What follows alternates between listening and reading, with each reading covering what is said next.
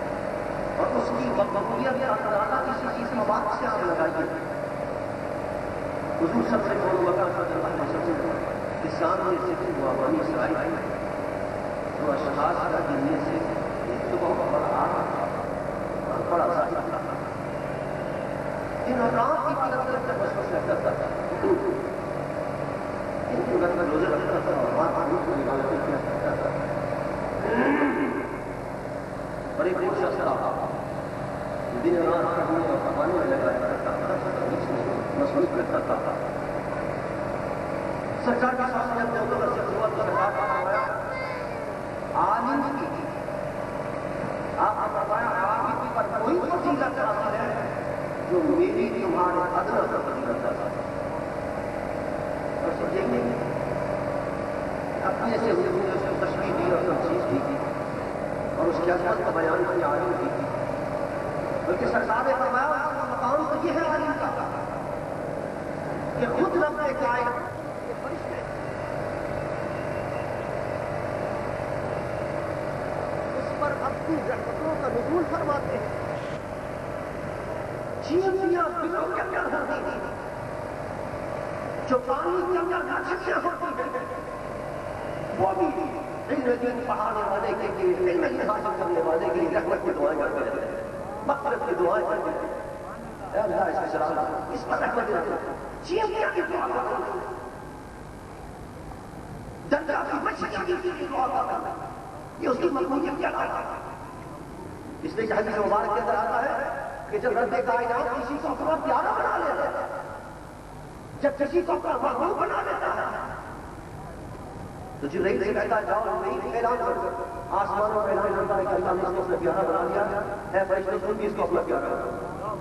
پھر وہ زمین پر اترتا ہے, اعلان ہوتا ہے سارے اللہ کے مخلوق کو کہ اللہ نے اس کو اپنا محبوب بنا لیا ہے. اے اللہ کی مخلوق تم بھی اس سے محبت کرو, تم بھی اس کو اپنا پیارا بنا. یہی وجہ ہے کہ لوگ بھی اس سے محبت کرنے لگے, چرندوں پر بھی اس سے محبت کرنے لگے. جو عوام کے اندر مقبولیت عطا فرماتا کہ ڈنڈے کے طور پہ حاصل نہیں کی جاتی, جس کو خدا عطا فرماتا. آج جس دور سے مبارک منا رہے ہیں جن کی کوشش اور کاوش اس تعداد کے اندر بھی شامل ہے, حال کی میرے اور آپ کا قائد ہے اللہ بشر والی کیا اللہ نے حکم کام عطا فرمایا. اللہ کی کیسے مقبول بنتے تھے, ان کی مقبولیت اگر آپ کو دیکھتی تھی تو ان کے جنازے میں دیکھتے اپنے کیا بیگانے کے پرائے کے دوست کیا دشمن کیا شخص کیا فرد کیا جنوب کیا شمال کیا لوگ دوڑے میں چل جاتے ہیں. نشرکار اپنی وسعت کے بارے میں کم پڑ جاتا ہے.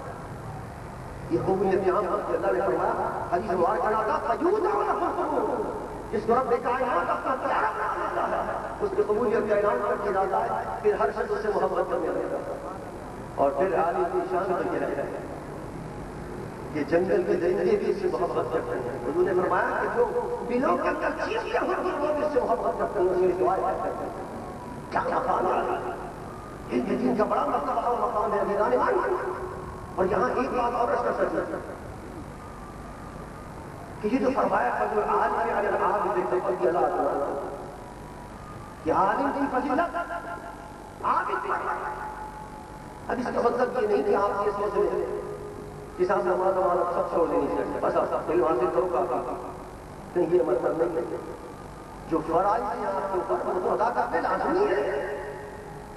اگر اس کے بغیر آپ سمجھیں کہ وہ مرتبہ مل جائے جو حدیث میں آیا نہیں, وہ تو بہت دور کی بات ہے. عالم کے اعلان کے مستحق میں وہ شخص نہیں جو فرائض کی چھوڑ دے واجبات چھوڑ دے. انما یشفع من عباد العلماء, فرمایا کہ ڈرنے والے اللہ سے مسلم علماء. اگر خوف خدا ختم ہوگی اور نماز نہیں پڑھتا, روزے نہیں رکھتا, جو فرائض میں سے ہیں زکات ادا نہیں کرتا اور دیگر حرام سے نہیں بچتا تو وہ عالم کے اثر کا مستحق ہے. عالم تو ہے کہ جو فرائض پر بھی عمل کرے, سنن و واجبات پر بھی عمل کرے. اور یہاں جو فضیلت بیان کی اس کا مطلب بھی یہ نہیں کہ فارغ وقت کے اندر بھی عالم اپنا چھوڑ یعنی صاحب ہاں اگر نفل کے اندر مصروف ہونے کے مقابلے میں آپ ان کے اندر مصروف رہے اس وقت بے شک وہ مرتبہ جاتا ہے, اس کا بڑا ثواب ہے. لیکن اگر آپ کے پاس وقت ہے تو نفل ادا کریں. اللہ کیسے حضور سے بڑھ کر کوئی عابد نہیں, حضور سے بڑھ کر کوئی علم والا نہیں تھا. بعض مقامات پر مطالعہ جن کو اللہ نے کائنات کے اندر سماعی کے تمام علوم اللہ فرماتا سارا علم حاصل کرنے کے باوجود حضور سرور کائنات صلی اللہ علیہ وسلم عبادت کرائے اور کتنی عبادت کرے ساری بات پڑھ پاؤں مبارک لہو لہا ہو جایا وفوات کیا میں اللہ کا شکر گزار بندہ اس لیے کر رہا ہوں یہ عبادت تاکہ اللہ کی جتنی نعمت ہے اس کا شکر ادا کرتا.